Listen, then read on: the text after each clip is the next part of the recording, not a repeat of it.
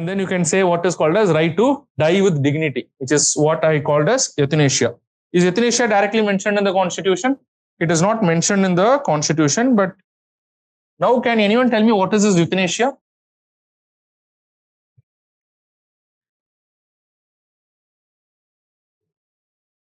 Right to die with dignity when the natural death has already commenced. Aiding the process.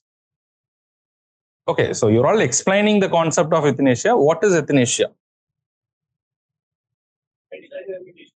So euthanasia is basically a medically terminating the life of the patients who are terminally ill or who have entered into a stage of what is called as brain dead, or who has already entered into a permanent vegetative state.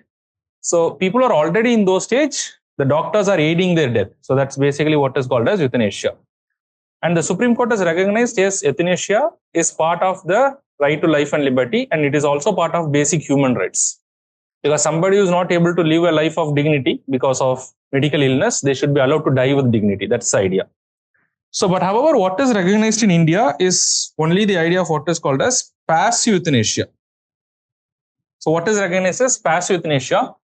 So, just for an idea, so does anyone know what is the difference between the concept of passive euthanasia and active euthanasia? And what is recognized today as per the courts is only passive euthanasia. Okay, voluntarily you can go.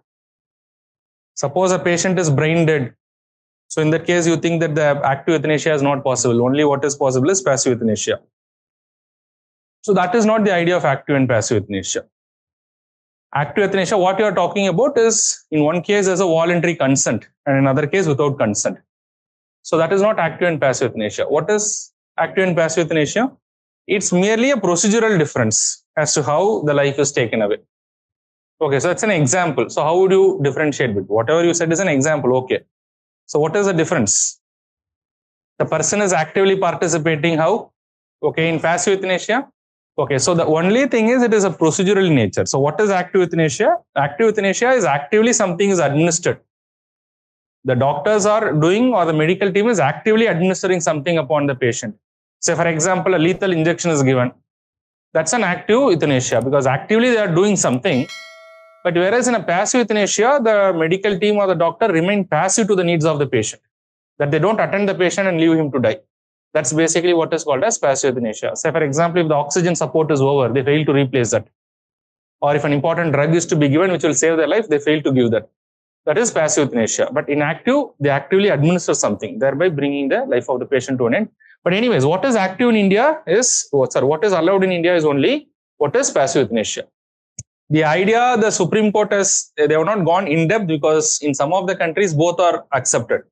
But whereas in India, they said that actively administering something is equivalent to taking the life of the patient. So it's okay that you remain passive. And rather than being active, you remain passive to the needs of the patient. So that is what is permissible under the law. That is what is the view that is taken by the judiciary. But in one way or other, you take that letting someone die, not giving oxygen is far more difficult than just putting an injection and letting him die. But however, the Supreme Court has seen a contrary view that you put a lethal injection, it is something that you are actively doing to bring their life to an end. So that's a judgment. It can change tomorrow. It is only a certain number of judges who has given this particular thing. So it may change also. So that's the idea that they have recognized what is called as, they don't recognize the idea of active, but they recognize the idea of passive euthanasia. Just give me a couple of minutes and then I'll take a bit out. So does anyone know in which judgment this was recognized by the Supreme Court? In the Aruna Ramachandra Shanbha case. And it was, in this case, it was for the first time recognized. And top of this Aruna Ramachandra Shanbha case, which allowed for the passive euthanasia, today there is one more development in the passive euthanasia. Does anyone know what is the development?